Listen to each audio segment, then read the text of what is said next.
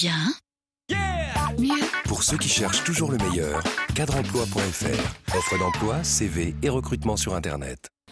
Un Boss Big Boss aujourd'hui avec Alexandre Michelin, le nouveau Big Boss de MSN Europe. Bonjour. Bonjour. Alors, vous étiez auparavant le boss de MSN France et puis vous prenez la responsabilité de MSN Europe. Alors, ça va au-delà de l'Europe, puisque c'est aussi Afrique, Moyen-Orient. Exactement. C'est, chez Microsoft, ça s'appelle IMIA, Ouais. Europe, Middle East, Africa. Donc, ça va jusqu'à Johannesburg, Tel Aviv, en passant par Stockholm. Stockholm, Moscou, Istanbul, Paris et Lisbonne. On va revenir sur cette vie de fou, j'imagine, dans les aéroports. Mais auparavant, un mot sur votre parcours dans les médias. Vous avez travaillé pour des grandes chaînes de télévision. Vous avez été à la tête de Paris Première. Vous avez travaillé chez France 5.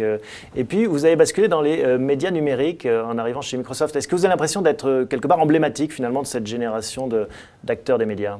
Oui, parce qu'en fait, la numérisation a commencé techniquement dans un studio comme ici, qui est devenu numérique. Et puis aujourd'hui, elle touche la distribution et donc les nouveaux acteurs viennent des nouveaux secteurs. Mais quand on vient de la télé traditionnelle, qui est finalement un monde confortable et de paillettes, est-ce que c'est facile d'aller chez Microsoft, qui est plus considéré comme un monde de geeks et de logiciels ? Mais Microsoft a eu l'intelligence d'accepter ces nouveaux métiers et de jouer avec. Parce que les plateformes de Microsoft sont partout dans le monde. Sur la zone que je couvre, j'ai accès à 130 millions d'internautes. Vous faites vos études aux côtés de David Pujadas notamment, oui. Donc j'imagine que déjà le virus des médias vous titillait. Vous choisissez plutôt que de devenir journaliste d'être leur chef, finalement leur directeur, un acteur, un opérationnel des médias. Pourquoi ce choix ? D'abord parce que j'ai toujours aimé l'information, je suis très curieux. Après, je me suis rendu compte qu'il y avait des gens qui le faisaient beaucoup mieux que moi, comme David. Et puis que mon plaisir était aussi de construire ces mécanos. Et alors, cette construction de mécanos, actuellement, elle passe justement par fédérer des cultures, des talents différents, quand on gère Johannesburg, Moscou ou Istanbul. Comment est-ce que vous faites ? D'abord, c'est en anglais. Donc ça, c'est un premier conseil, il faut travailler son anglais. Ouais. Et d'autre part, c'est avec des outils de reporting qui sont aujourd'hui chez Microsoft complètement numériques. Donc il faut concilier le goût pour les cultures et pour les médias avec une pratique des techniques modernes d'information, du téléphone jusqu'à la visioconférence. Parce qu'on sent encore beaucoup de réticence dans les médias traditionnels. On sait que c'est le sens de l'histoire, mais pour embrasser finalement cette révolution numérique, vous avez, vous, un conseil par rapport à ça ?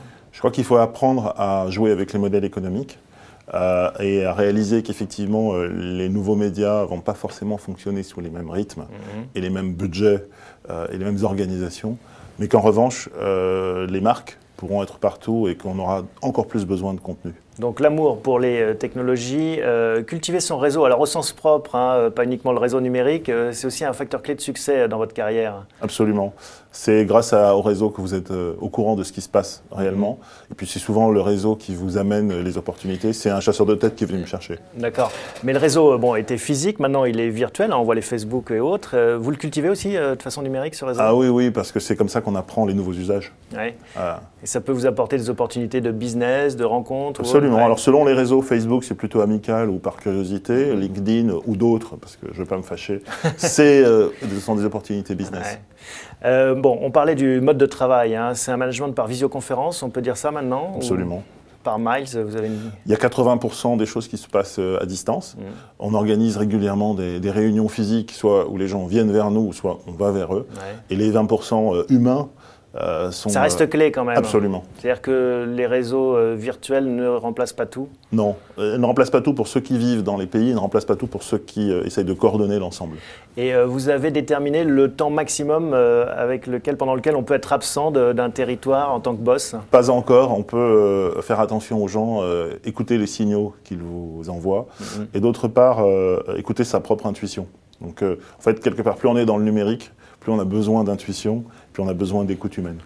Dernière question, comment est-ce que vous décrochez de cette frénésie numérique ? On sait que ça peut devenir très addictif aussi, ce bombardement en permanence d'informations, surtout si on est curieux.